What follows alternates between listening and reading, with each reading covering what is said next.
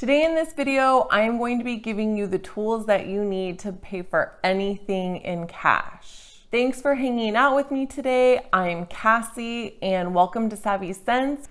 Go ahead and hit that like and that subscribe button below so that you can be part of our Savvy Cents community here and so that you don't miss any of our weekly videos here on our channel. Are you someone that likes to put things like vacations on your credit cards and then you just sort of figure it out later? Or maybe you're interested in buying a new car or vehicle and you want to pay for it in cash. If so, this is the video for you. I'm going to be showing you exactly what you need in order to pay for cash for anything at all that you want. The first step is to figure out what you want to save up for. This can be something big like a vacation, a new vehicle, a backyard renovation, or it could even be small. Maybe you're saving up to buy like a gaming system or a new computer. Whatever it is, these tools you can use for anything. The second step is to do your research. So you want to do your research to come as close as you possibly can to the actual total that you are going to need. So this will include things like taxes or registration fees for cars or permit fees if you're doing a renovation, sales tax, anything like that you want to include in your research so that you know exactly how much you're going to need. Once you've gathered that research, you can go ahead and put that information together in a worksheet. And I'm actually going to be linking down below a free worksheet that I have that anyone can access. And it has a couple tabs on it. So one tab is for vacation, one tab is for a vehicle, but truly anyone can customize this to use this for any sort of purposes. So once you fill out the worksheet with all of your costs that you've researched, you're going to want to figure out what date you want to have all of this money saved up by, which leads us to the next step, which is to basically go back and figure out exactly how much money each month you are going to have to save up for in order to meet your goal to pay for cash for whatever you're saving up for. And this is essentially having a sinking fund to pay for cash for your item. I've done a more broad video on sinking funds, and I will go ahead and link that below.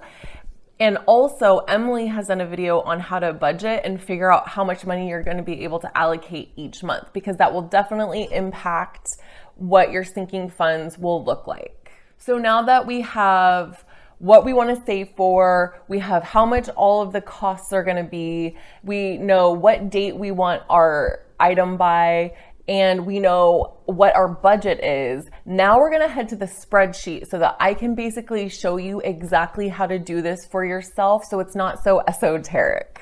Let's go. So for today's purposes, we're gonna be working on the vacation budget spreadsheet, but truly this can be changed to be anything. You could use this for a game console that you're saving up for, a backyard renovation, truly anything. You just change all the line items over here. I actually have a card tab as well because I did some research to kind of figure out some of the hidden fees that are included when you buy a car, and I tried to include them here. So let's go to the vacation spreadsheet. Over here are all the items that we're going to be itemizing out to figure out how much we're going to need. Over here is where all of the calculations are done. So to figure out our budget, we're basically going to take our time, our cost times how many days, add tax, and that's going to give us this. Then when we actually go, we're going to look at it'll automatically calculate the difference once we put in how much we actually spent on these items. Down here are just the totals. And then later on, I'll talk to you a little bit more about the timeline and the savings each month, and that'll make more sense. So our family is actually saving up for a vacation right now for Hawaii for way later next year. And so I've already done all the research. So I'm going to be putting in the totals for our vacation and show you how we're going to use this tool. So for gas, we don't need gas because we're not driving. For flight, it's going to be $453 a person, and there's 4 of us. I know it says days, but this is the same purposes as that.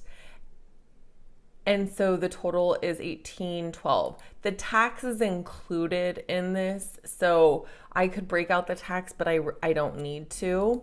Airport parking is $50 a day, and we're going for 10 days. Our hotel is going to actually be a blanket cost because we are doing it through Costco. And so when we actually book, and so they don't itemize everything out. And so I just did a 1 here so that it would multiply it and bring it over here. Hotel parking is $25 a day. We will have a rental car. Our rental car is going to be a flat rate as well of $200 per day, and that's including tax. Now, souvenirs, all the rest of this stuff is where we get into our own agenda. So whatever we want to assign for all of this stuff. For souvenirs, we're going to do $30 per person probably. And so same thing, times 4, so 30 times 4, $120. Breakfast, now we could do this a couple different ways. Breakfast, lunch, dinner, snacks, treats. Well, I would say breakfast, lunch, dinner, snacks. We could itemize that out, or we could just do a blanket groceries. I'm going to itemize it out and take out groceries. Or I can actually leave groceries in and just include like water in there, or however you want to do it, but just make sure you're including everything that you possibly can. So where we're staying is a condo.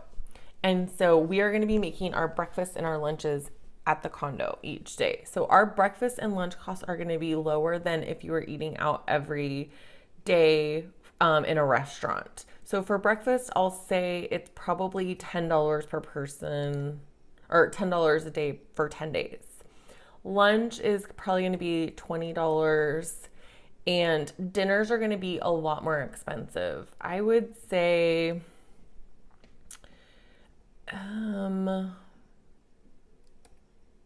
probably $100 per day for 10 days. Remember, I want to make sure we are saving enough money for this. So I don't want to lowball it. I want to make sure I'm including everything. So for snacks, my kids love a good snack. So I'll say $10 per day. Treats is probably going to be more for the kids. And I would say they probably won't get treats every day. Groceries, what I am going to put in here is stuff like water and beverages and stuff like that. So I'll do like $50. Car maintenance, I don't need. Car maintenance is if you're going on like a long road trip and you want to make sure you rotate your tires or get your oil changed. And then cash, we always like to have cash on us when we are going on vacation. We're just going to do $100. And so as you can see, everything now has been calculated. So we are trying to go in April. So this is August. So that is 8 months away. So I'm going to put an 8 there, and then it is going to automatically calculate for me my savings each month. I need to save $1,188.78 a month to be able to pay cash for this vacation. So then what I would need to do is go over to my budget and look and see where I can make room in my budget for that. I hope that this worksheet really helped you and it's something that you'll be able to access in the future. I know that for us, whenever we have a vacation that we want to plan for, we always use this spreadsheet, and it has always been so helpful for us to figure out exactly how much we need to allocate each month so that we can just pay in cash and not have any worries when we go on vacation. And I want that for you too. Whatever you want to buy, if it's a car or a vacation, whatever, I want you to be able to use your money to buy what you want and not have that stress hanging over you that it's on a credit card, that it's on a loan, and you're trying to figure out how to pay for it every month. I want you, and I know Emily wants you to have financial freedom. So thank you so much for joining me in this video, and I will see you in the next one. Once you've gathered